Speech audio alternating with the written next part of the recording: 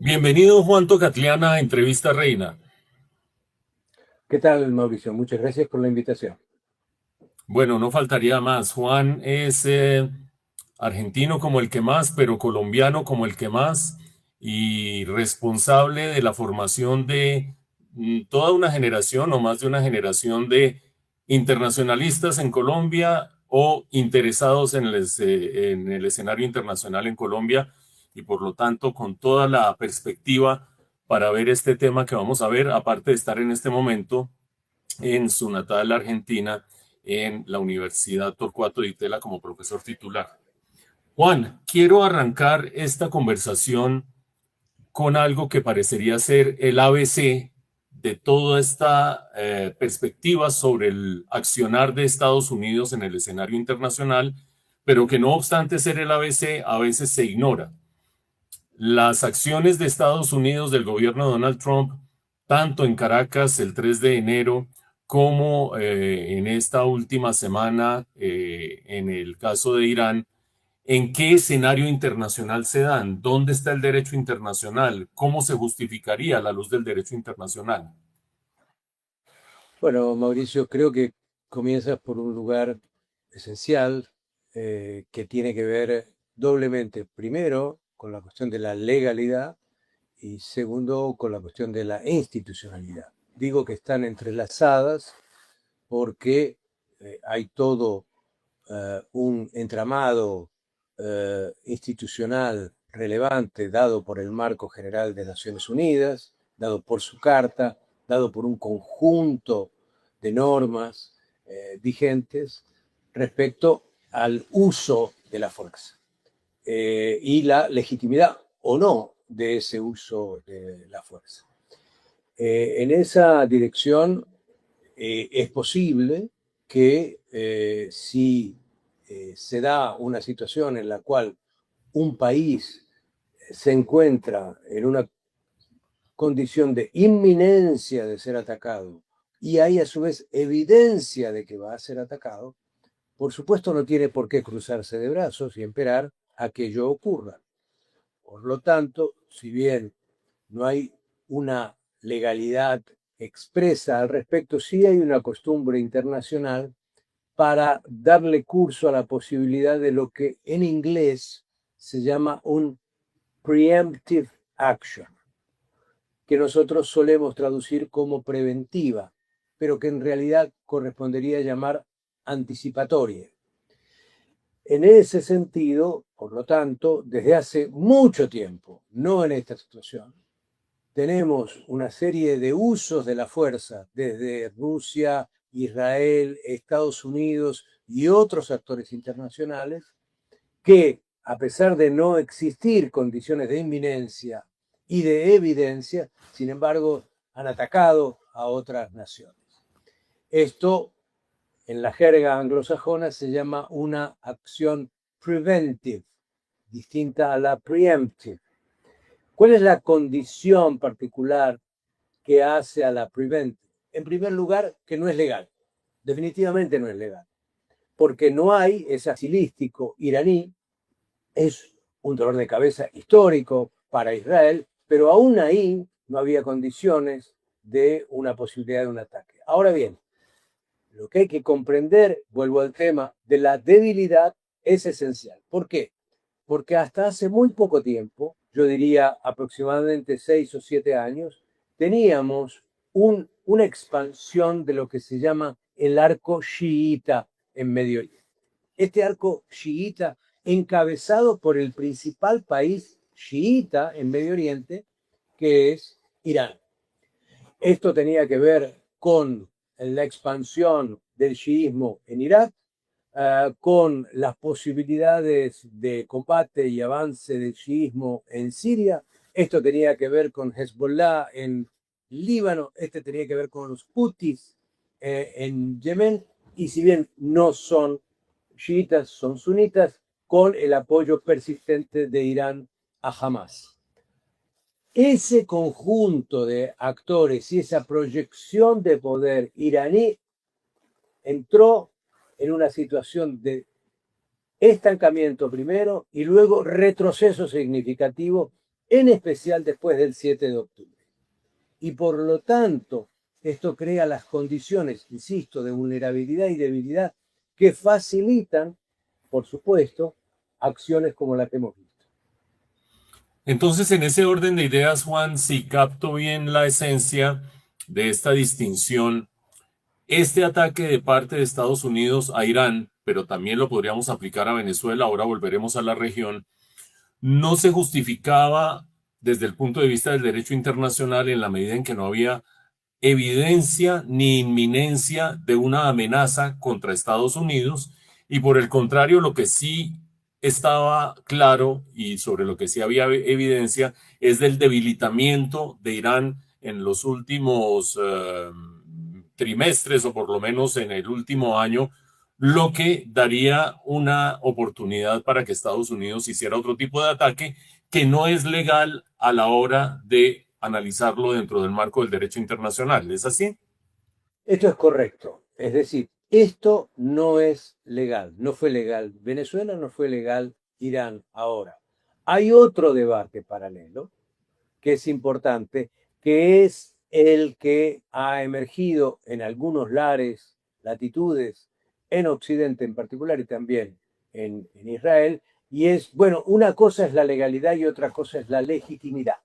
Es decir, había potencialmente, eventualmente, en un futuro, no ahora, no mañana, no de manera inmediata, una potencial acción iraní, en este caso contra Israel. Bueno, si entramos en el terreno de la conjetura, todo es posible, ¿sí? Cuando uno ve la articulación que hizo Estados Unidos, por ejemplo, en el 2003, respecto a la invasión a Irak, se usó mucho este tipo de argumento. Claro, Saddam Hussein tiene ocultas unas armas de destrucción masiva. Ahora, si no las tiene, el día que las tuviera, las usaría contra Occidente y contra Estados Unidos en particular. Entonces aquí tenemos un corrimiento del debate en el cual se separa la legitimidad de la legalidad. A mi modo de ver, y en términos de lo que tradicionalmente ha sido la defensa del derecho internacional de aquellos que son más vulnerables, por supuesto, que tratan de controlar la arbitrariedad del poderoso, evidentemente aquí hay un problema tanto de legalidad como de legitimidad. Ahora, lo que es fundamental, por otro lado, es la reacción, la capacidad, el dispositivo, y vuelvo a la institución, de reaccionar frente a esto. Voy a poner un ejemplo para que quede bien claro, y tomo ahora Venezuela como ejemplo.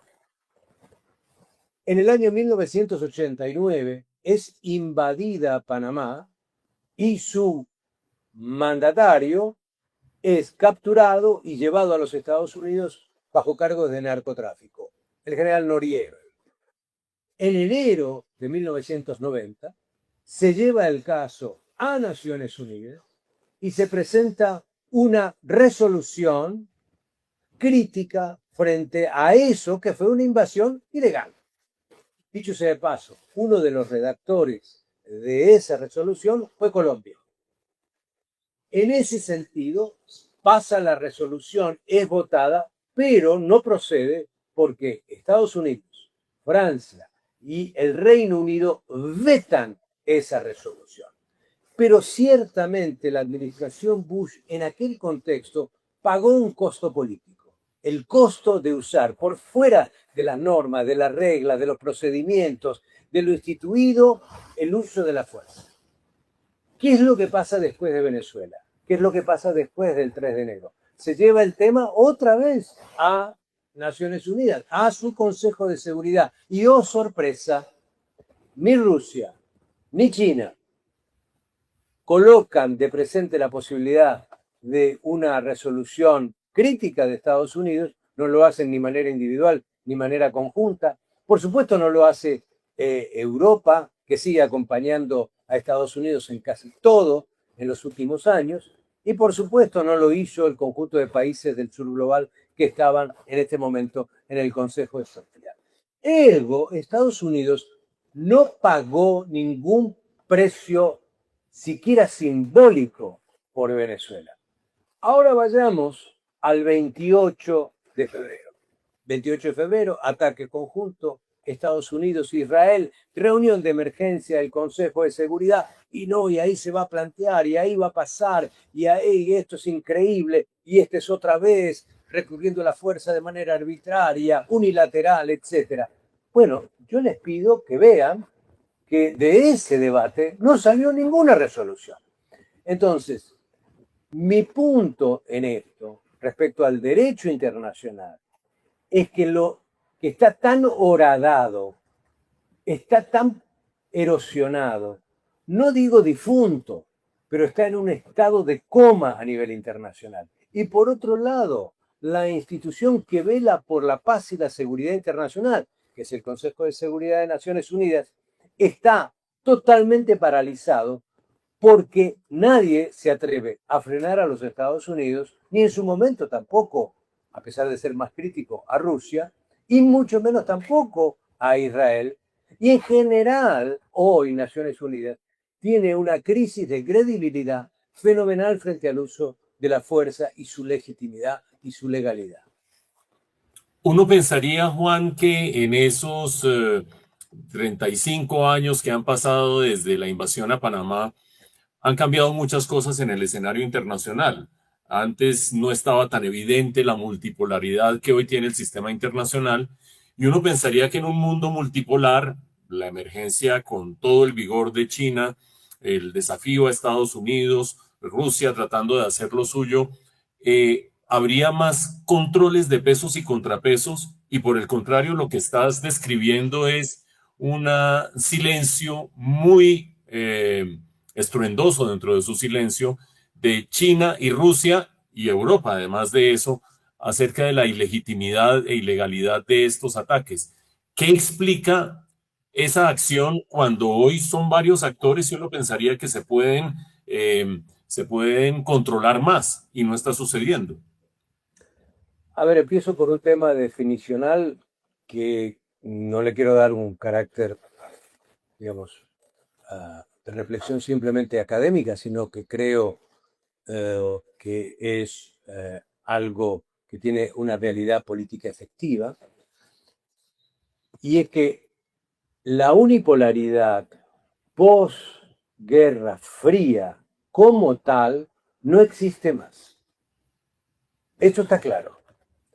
Ahora, la proclama de multipolaridad, que uno la entiende en código del discurso, del relato, a mí me parece sobreexagerada porque da la sensación de que estamos con varias potencias con iguales distribuciones de poder relativo cada uno.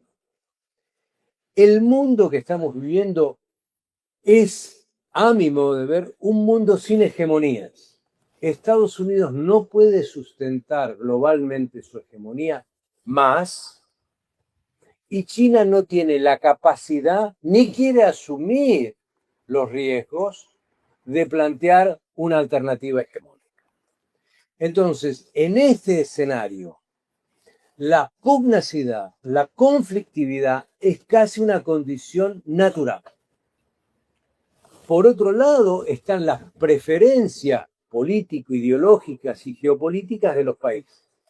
Europa, nuevamente, a pesar de que declama que procura una autonomía estratégica, Europa cada vez más está más sumisa a los Estados Unidos, en el entendido de que además los europeos creen que de esa manera en algún punto van a controlar a Trump, lo cual no creo que suceda. Es llamativo porque la experiencia traumática que Europa vivió antes de la Segunda Guerra Mundial y que puso en cuestionamiento aquella tesis del apaciguamiento, hay que apaciguar al nazismo creciente, hay que apaciguar a Hitler, hay que apaciguar a Alemania, hay que apaciguar a quien violenta las reglas, hay que apaciguar al que ocupa territorios y países. Hoy parece parte del olvido para Europa. No es que estoy comparando a Trump con Hitler, ni mucho menos. Ese no es el punto. El punto que quiero hacer es que la experiencia europea con el apaciguamiento fue trágica, fue traumática. Y hoy Europa no tiene la voluntad política de hacerlo colectivamente frente a Estados Unidos. Distinto es el caso de Rusia y distinto es el caso de China.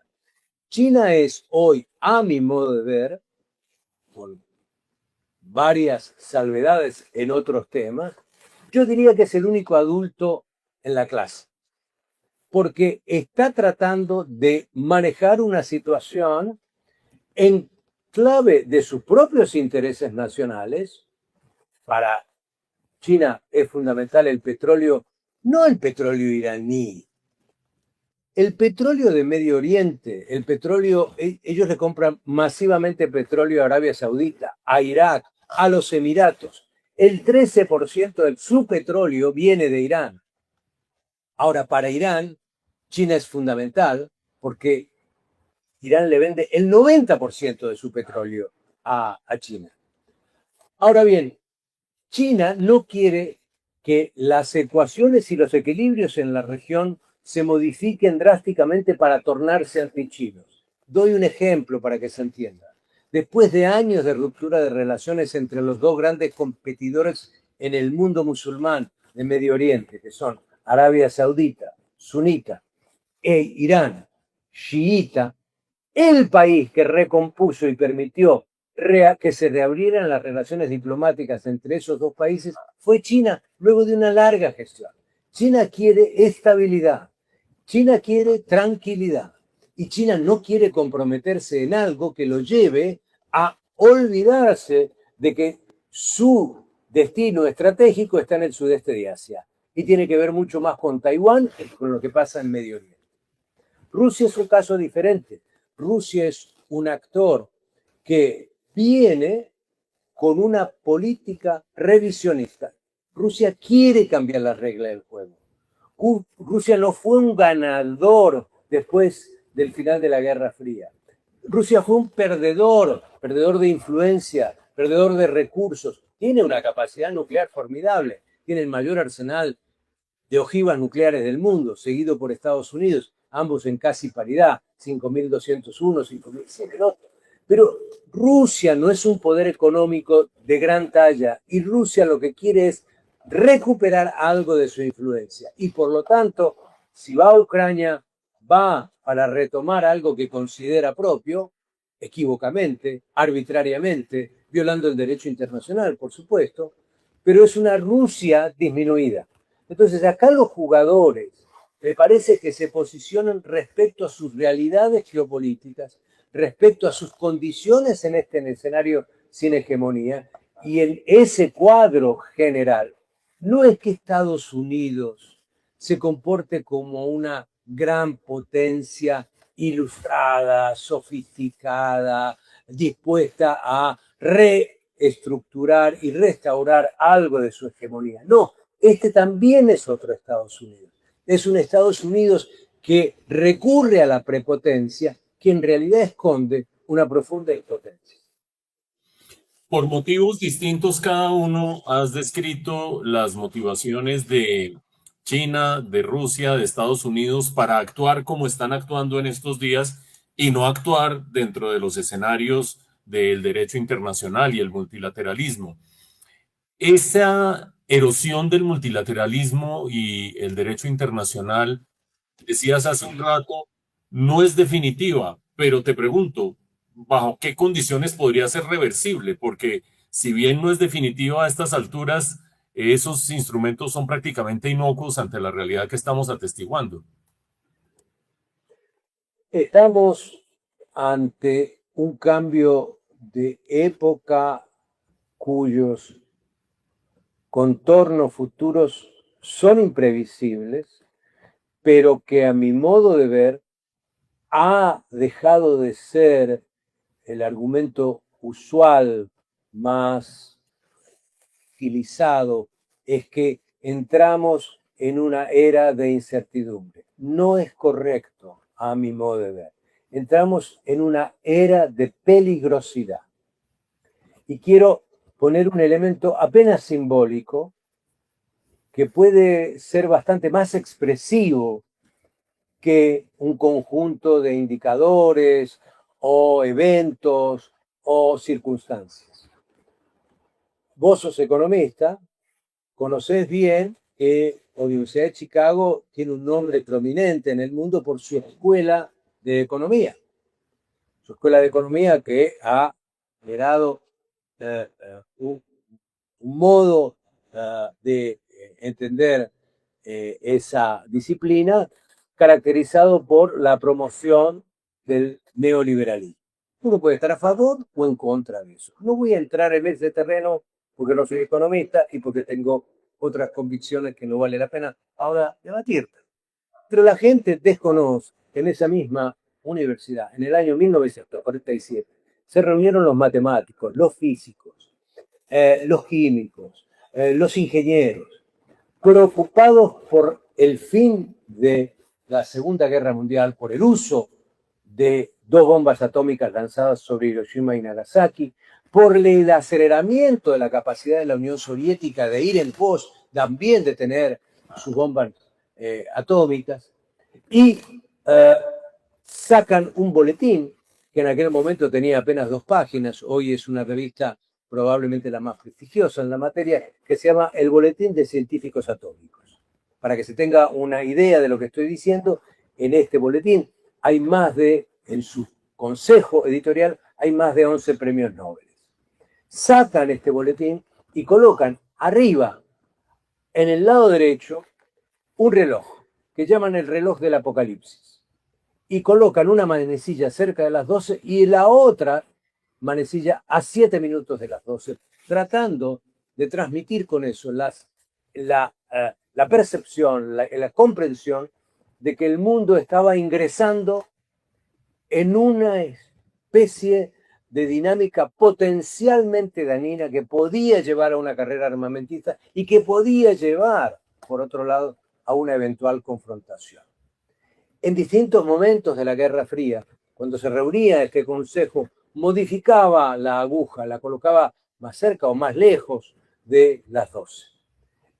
Cuando terminó la Guerra Fría y se empezó a hablar del dividendo de la paz, de que la justicia, la equidad, la nueva agenda internacional, las cuestiones de género, medio ambiente, lucha contra la pobreza, la atención al desarrollo, iban a ocupar todo aquello que había sido la agenda de defensa, la agenda de seguridad entre la Unión Soviética y los Estados Unidos. En ese momento, en el año 91, el Consejo decide poner la aguja a 17 minutos de las 12 para dar y transmitir esta posibilidad de un hiato, de un intervalo que podía llevar a la humanidad en un sendero distinto al que parecía venir de este tiempo.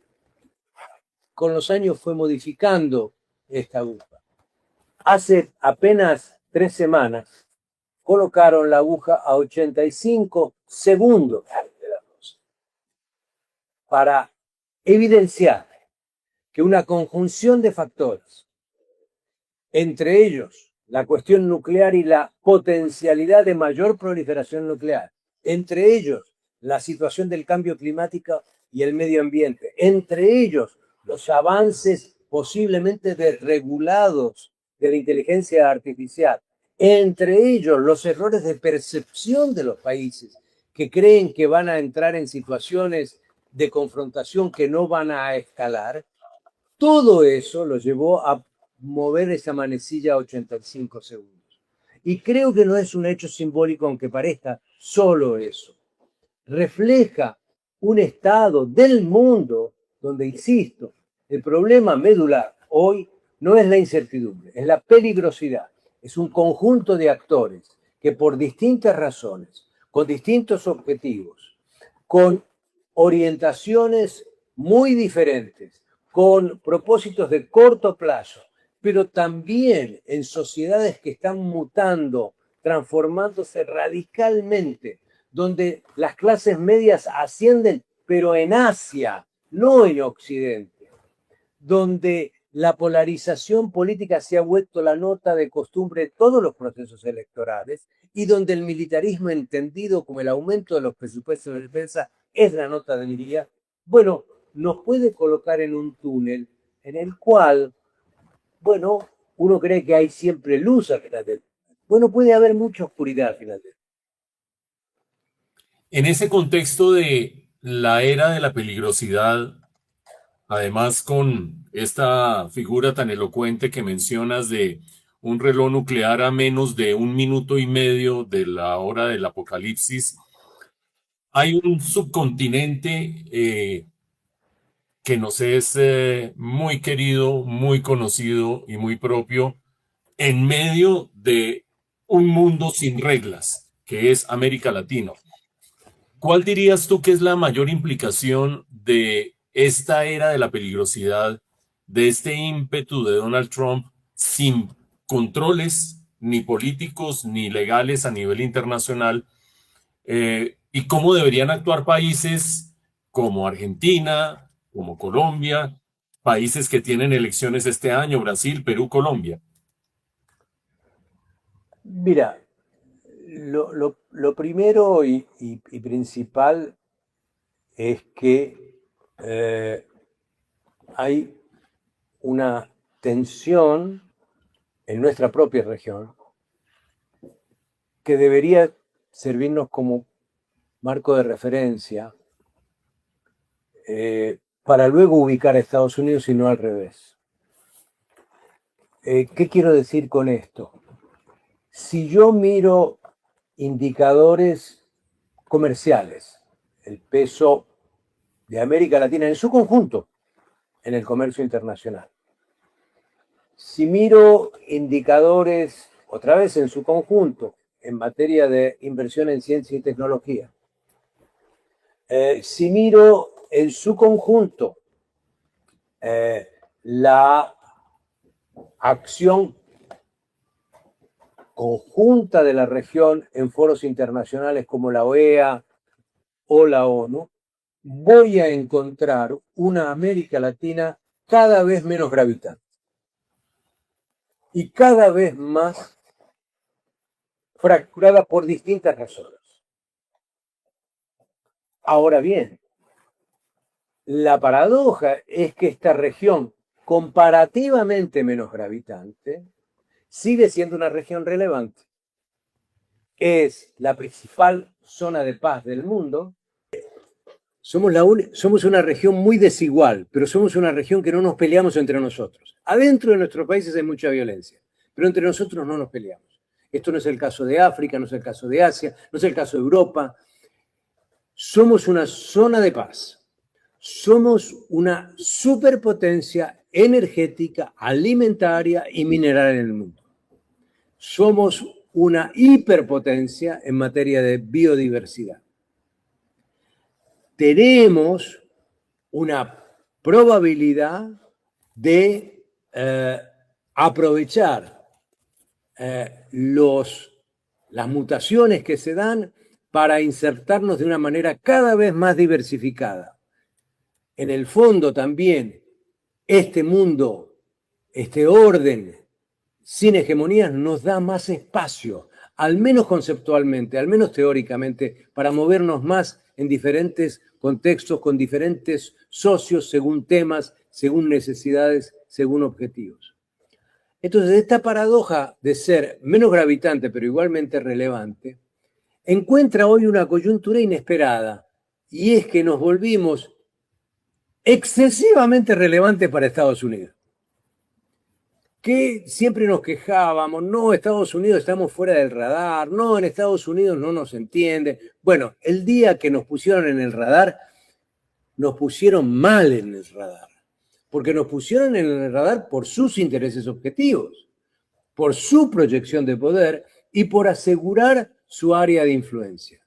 Esto es típico, es más típico de la Guerra Fría que de esta coyuntura. Estados Unidos está pensando hoy, si uno mira y lee la estrategia de seguridad nacional y de defensa nacional, la va a ver en un código casi que anacrónico, con un fantasma de enemigo, que es China, que no tiene ninguna proyección estratégica en la región, que tiene una proyección presencial en economía, en comercio, en finanzas, en asistencia, en diplomacia, sin duda alguna. Pero es por todo lo que dejó de hacer Estados Unidos. Entonces, este regreso de Estados Unidos a la región, esta preponderancia que le da a la región, nos encuentra débiles a nosotros y con un Estados Unidos que no identifica en la región nada positivo salvo que pueda extraerlo, salvo que lo pueda obtener. Del resto somos un problema. Migración, drogas, inestabilidad, narcoterrorismo, etc. En ese cuadro de situación, a mí me parece que hay que anotar algo muy singular de este momento, y es que Estados Unidos, este sábado se va a llevar a cabo la reunión en Miami con 12 jefes de Estado de la región, está ordenando a la derecha latinoamericana. Estados Unidos está generando una suerte de revitalización de lo que podríamos llamar una internacional reaccionaria. Ya no de centro derecha, ya no moderadamente conservadora, sino de derecha, en serio. Más extrema, un poco más radical, pero variaciones de eso. Por lo tanto, en este contexto, la elección de abril en Perú, de mayo en Colombia y de octubre en Brasil son esenciales, son vitales. La más importante de todas, por lejos, es la de Brasil. Pero si en esos tres países ganase la derecha, lo cual no está asegurado, por supuesto, pero tampoco deja de ser parte de un cálculo de probabilidad, Estados Unidos lograría alinear a todo Sudamérica. Porque ahora ha convertido a Venezuela en una suerte de neoprotectorado y por lo tanto no hay ningún desafío en la región. No habría ningún desafío. No habría nadie que, no es que confronte con Estados Unidos, que organice, coordine una acción más concertada en la región para limitar a Estados Unidos, para evitar su arbitrariedad. Entonces, estas tres elecciones, como nunca antes, desde que comenzó el siglo XXI, tienen una importancia tremendamente trascendental. Aquí, en estos tres países, se está jugando el futuro de la relación interamericana, en particular entre Estados Unidos y América del Sur. En las elecciones regionales recientes, Juan, Estados Unidos ha jugado un papel importante, a veces más deliberado que en otras veces. En las parlamentarias de Argentina, la presencia del secretario del Tesoro fue un respaldo muy grande para Milei para mantener estabilidad en la tasa de cambio, desde esa que es una medida pragmática hasta otras que son más medidas retóricas como manifestación de simpatías en el caso de las elecciones de Honduras, por ejemplo. ¿Tú crees que en estas tres que vienen este año, Perú, Colombia y Brasil, la intervención de Estados Unidos podría llegar hasta dónde? Tus dos ejemplos, el de Argentina muy particularmente, digo por el peso específico de Argentina en comparación con Honduras, no descarto la importancia de Honduras, pero quiero decir que había mucho más en juego en el caso argentino, donde hay un presidente que casi es una especie de clon de Trump.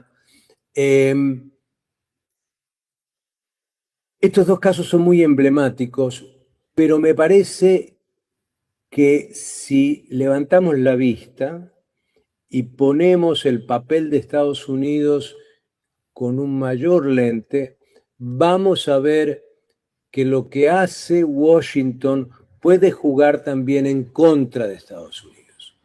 Para mí, la elección más relevante, opuesta a estos dos, en las cuales en un caso puso plata a Estados Unidos y en el otro, en Honduras, prometió ayuda, asistencia e inversión, y por lo tanto aparece un Estados Unidos, entre comillas, generoso.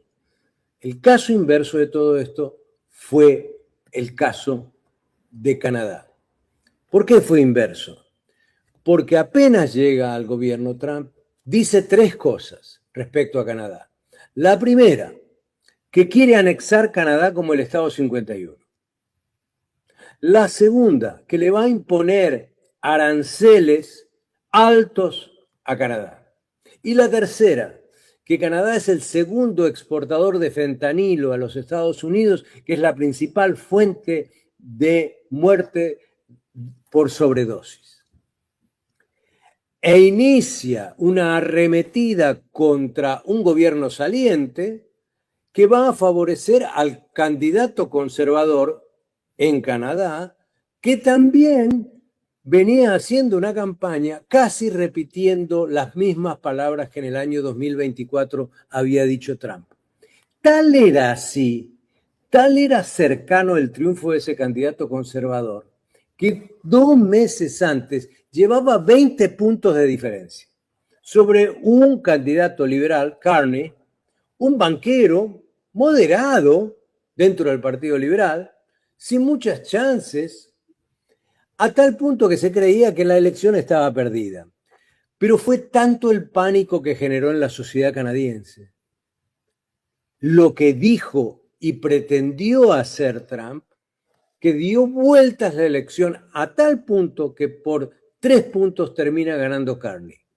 Entonces, depende qué hace Estados Unidos. No que se va a meter en cuanta elección pueda Trump. De eso no hay duda. Mi percepción es que en algunas elecciones en la región, sin meterse, también le fue bien. El caso de Chile. Pero se metía por otro lado, se metía anunciándole al gobierno de Boric menos relaciones con China. Menos relaciones con China. Mi impresión, es una impresión lo que voy a decir ahora, es que si algo logró el viaje del presidente Petro a Estados Unidos, creo yo, es que es, por el momento, limitar la gravitación de Estados Unidos en la elección en Colombia. No quiere decir que no aparezca algún incidente, no quiere decir que pase algo inesperado, pero si ese fue su propósito o uno de sus propósitos en el viaje, creo que lo logró, porque lo que parecía ser un encuentro para incendiar la relación terminó siendo un encuentro práctico para las dos partes.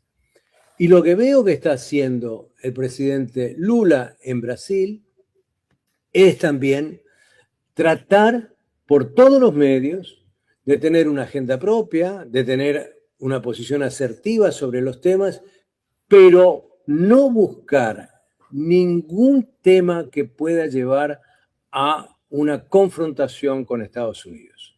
Algún tipo de confrontación costosa para él y que favorezca a Bolsonaro y a la extrema derecha brasileña. Entonces depende de los actores locales. Supongo yo que la derecha colombiana va a querer traer a Washington, pero me da la impresión que si la quiere traer mucho, va a correr el riesgo de que lo vean como un apéndice de Washington, sin que eso represente electoralmente mucho. Bajo esa hipótesis que mencionas, Juan, según la cual la visita del presidente Petro a Washington habría reducido el potencial de intervención de Estados Unidos en las elecciones colombianas, ¿bajo qué condiciones de resultado de esas elecciones o proceso de esas elecciones Estados Unidos volvería a ponerse en alerta en Colombia? Yo creo que Estados Unidos va a seguir en alerta sobre Colombia por diferentes razones. Si uno mira las ejecuciones extrajudiciales, que son estos ataques a lancheros, y uno mide las que se hicieron en el Pacífico y las que se hicieron en el Caribe, casi por igual, y si uno mira las del Pacífico, se hicieron más frente a Colombia que frente a México, esto va a seguir, esto no va a cambiar. Esto no va a cambiar. Ahora bien, Colombia no es un exportador de fentanilo, no es un productor de fentanilo, y por lo tanto hay que recordar también que del total de muertes por sobredosis de consumo de sustancias psicoactivas ilícitas en Estados Unidos, el 70% es por consumo de fentanilo. Entonces, esto, por supuesto, es una tragedia también los que mueren por exceso de cocaína y de otras sustancias, de metanfetaminas. No estoy midiendo esto en litros de sangre, pero lo que estoy diciendo es que México es más un problema para Estados Unidos en ese sentido que Colombia. Las posibilidades de seguir cooperando, y creo que esa fue la forma en que tuvo el presidente Petro de coincidir con Estados Unidos y de disminuir, yo no digo terminar, disminuir, reducir el impacto de la actitud de Washington en la elección en Colombia, tiene que ver con que hay una confianza histórica con las autoridades de seguridad en Colombia, y que creo, por otro lado, que a los fines prácticos se ha vuelto también insostenible para el propio Petro la idea de la paz total. Es decir, quien venga tendrá otra cosa. No sé cómo se llamará eso, pero quien venga tendrá que ubicar en un lugar importante y calcular más estratégicamente el papel que un Estados Unidos prepotente va a tener. Por otro lado, si hay un país que es clave para que este experimento en Venezuela funcione, no es México, no es Perú, ni es Argentina, es Colombia. Si Colombia puede aportar de algún modo, ya sea políticamente, ya sea económicamente, ya sea en términos de inversión, a la estabilización, no a la transición democrática, a la estabilización de Venezuela, eso le sirve a Estados Unidos, o por lo menos le sirve a este Estados Unidos de Trump. Y no tendría por qué irritar eso a Washington. Entonces, Colombia está en una agenda compleja con Estados Unidos, pero no con una agenda totalmente negativa.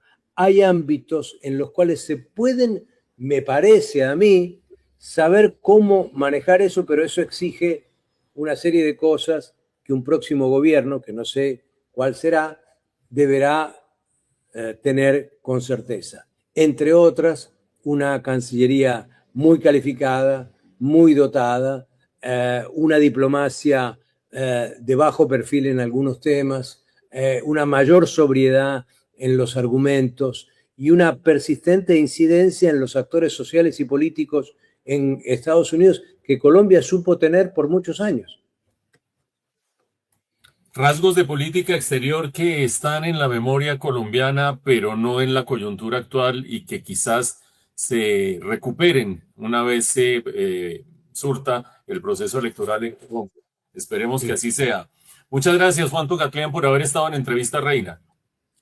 Muchas gracias a ti por la invitación. Me disculpo por la extensión de algunas respuestas, pero me parece que introducir quizá algunos matices podría ser importante. Por supuesto que sí lo ha sido.